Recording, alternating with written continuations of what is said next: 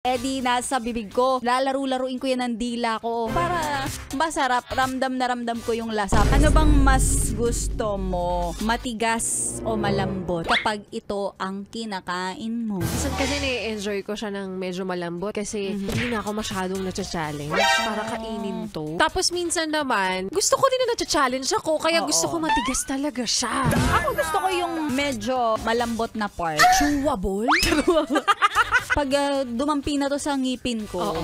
ay talagang napapaganon talaga ako. Nangingilo? Nangingilo ako kapag ito talaga nasubo ko. Nasubo mo lang kasi nasayad eh. Pag matigas, nasa bibig ko. Lalaro-laruin ko yan ng dila ko para masarap. Ramdam na ramdam ko yung lasa. Tapos yung flavor talaga. Mag-stay pa siya, di ba? Oo, yung flavor, maghahalo yung laway mo tsaka yung lasa niya. Bago mo Masarap.